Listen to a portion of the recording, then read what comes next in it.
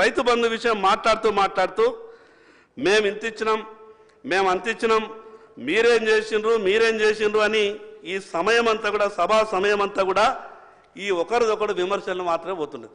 సలహాలు ఎవరు ఇస్తలేరు అధ్యక్ష. వీళ్ళు వాళ్ళు గొప్పగా చెప్పుకునే ప్రయత్నమే చేస్తూ ఉన్నారు. మేము ఇంత చేసినాం కదా, మీ నాయకుడు గిట్లా చేసిండు కదా, మీ నాయకుడు గిద్దిన్నాడు కదా, ఈ రకమైనటువంటి మాటలు తప్పితే ఏం చేస్తే రైతుకు బాగుంటుందో అని ఏ రాజకీయ పార్టీ కూడా సలహాలు ఇచ్చేటటువంటి ప్రయత్నం చేస్తలేదు. నేను వ్యవసాయ శాఖ మంత్రి గారికి మీ తరఫున ఒక విజ్ఞప్తి చేస్తున్నా అధ్యక్ష. రైతుకు ఈరోజు పనిముట్లు చాలా అవసరం.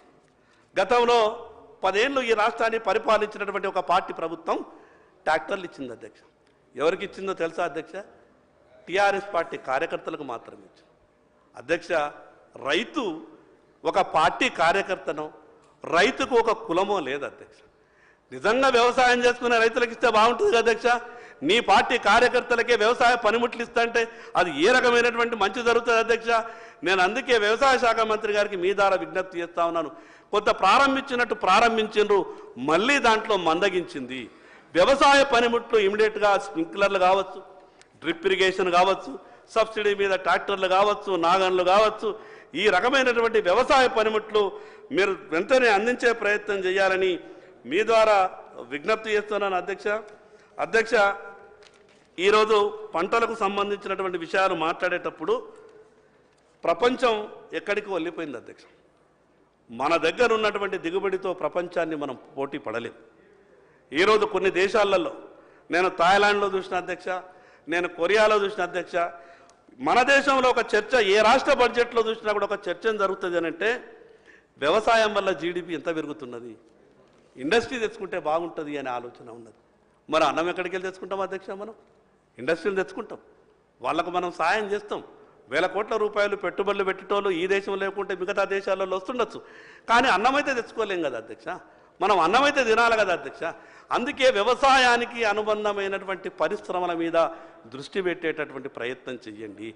ఈరోజు ప్రపంచంలో కొన్ని దేశాలు ఉన్నాయి, అది చిన్న దేశమే, వ్యవసాయంతోనే వాళ్ళ జీడిపి ఏ రకంగా ఉన్నదో ఒకసారి ఆలోచించండి. అందుకే పాడి పరిశ్రమ ఈరోజు నేషనల్ లైవ్ స్టాక్ మిషన్ అనే NLM కేంద్ర ప్రభుత్వ పథకం ఉన్నది అధ్యక్ష. 1000 కోట్ల రూపాయలు ఈరోజు కేంద్రం ఇవ్వడానికి సిద్ధంగా ఉన్నది. 50% సబ్సిడీ, రూపాయి 2 రూపాయలు కాదు అధ్యక్ష. నువ్వు 5 కోట్ల రూపాయల యూనిట్ పెట్టుకుంటే, 4 కోట్ల రూపాయల యూనిట్ పెట్టుకుంటే ఏ రైతైనా సరే 2 కోట్లు సబ్సిడీ ఇస్తుంది. 1 కోటి రూపాయల యూనిట్ పెట్టుకుంటే అది మీరు పోల్ట్రీ పెట్టుకోండి, డైరీ పెట్టుకోండి. ఈరోజు 2 కోట్లు పెట్టుకుంటే 1 కోటి రూపాయల సబ్సిడీ, ఈరోజు 50 కోట్లు పెట్టుకుంటే 50 లక్షల రూపాయల సబ్సిడీ, 50% సబ్సిడీ ఈరోజు కేంద్ర ప్రభుత్వం ఇస్తున్నది. గతంలో ఉన్నటువంటి ప్రభుత్వ పథకాన్ని అమలు చేయలేదు. కానీ దురదృష్టం ఏంటంటే అధ్యక్ష, కేంద్ర పథకం అనే అంటే గతంలో ఎక్కడ భారతీయ జనతా పార్టీకి పేరు వస్తుందో, ఎక్కడ నరేంద్ర మోడీ చెప్పడం జరుగుతుందని ఏ పథకాన్ని రానిచ్చేటటువంటి ప్రయత్నం ఆపుతుండే, ఏ పథకాన్ని రానియలేదు. నేను అందుకే మీ ద్వారా ఈ ప్రభుత్వానికి విజ్ఞప్తి చేస్తా ఉన్నాను. మొదటి సభలో గౌరవ ముఖ్యమంత్రి గారు బాగా గొప్పగా ఒక మాట మాట్లాడింది. మాకు భేషజాలు లేవు, కేంద్రంలో ఉన్నటువంటి భారతీయ జనతా పార్టీ ప్రభుత్వమైనా ఈ రాష్ట్ర ముఖ్యమంత్రిగా కేంద్రం ఇచ్చేటటువంటి ప్రతి రూపాయిని తీసుకొచ్చి ఈ రాష్ట్రానికి ఉపయోగపడే విధంగా నేను ప్రయత్నం చేస్తానన్నారు. చాలా సంతోషం అధ్యక్ష. కేంద్రం ఎందుకంటే నరేంద్ర మోడీ గారి ఆలోచన కూడా చాలా గొప్ప ఆలోచనలు అధ్యక్ష.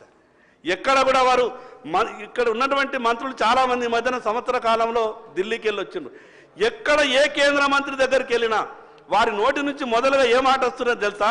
మాకు ప్రధానమంత్రి గారు ఒక మాట చెప్పిండ్రు, ఏ రాష్ట్రంలో ఏ ప్రభుత్వం ఉన్నా కూడా సంబంధం లేదు, మీ రాష్ట్రానికి కావలసినటువంటి అన్ని విషయాల్లో పూర్తిగా సహకరిస్తామని ప్రతి కేంద్ర మంత్రి ఈ రాష్ట్రం నుంచి వెళ్ళేటటువంటి మంత్రులకు చెప్తున్నారు అధ్యక్ష.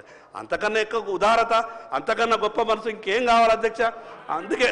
అందుకే నేను ప్రభుత్వానికి మీ ద్వారా ప్రభుత్వానికి ఒక విజ్ఞప్తి చేస్తా ఉన్నా అధ్యక్ష. రాజకీయాలు చేసేటప్పుడు రాజకీయ విమర్శలు చేసుకుందాం, ఎన్నికల. కానీ ఇంకో దురదృష్టం ఏంటంటే అధ్యక్ష, నాకు ఒకటి అర్థమైతే లేదు, కొత్తగా వచ్చిన సభ్యుని నేను రెగ్యులర్గా ఎమ్మెల్యే కాకన్నా ముందే నేను కొన్ని కలలు కన్నా అధ్యక్ష. ఈ ఉమ్మడి ఆంధ్రప్రదేశ్ సభలో ధర్మాన ప్రసాదరావు గారు మాట్లాడినటువంటి స్పీచ్ని, తుమ్మల నాగేశ్వరరావు గారు మాట్లాడినటువంటి మాటల్ని, నోముల నరసింహయ్య గారు మాట్లాడినటువంటి మాటలని, విద్యాసాగర్ రావు గారు మాట్లాడినటువంటి మాటలని, పయ్యావుల కేశవ్ గారు మాట్లాడినటువంటి మాటలని నేను బాగా ఇదే ప్రయత్నం చేస్తుంటే నేను ఎందుకు 20 సంవత్సరాల క్రితమే 15 ఏళ్ల క్రితమే 10 ఏళ్ల క్రితమే ఈ మాటలు బాగా స్పీచ్లో వింటుండే. నేను యూట్యూబ్లో ఈ మాటలు పెట్టుకొని వింటున్నప్పుడు నా మిత్రులు అంటుండే,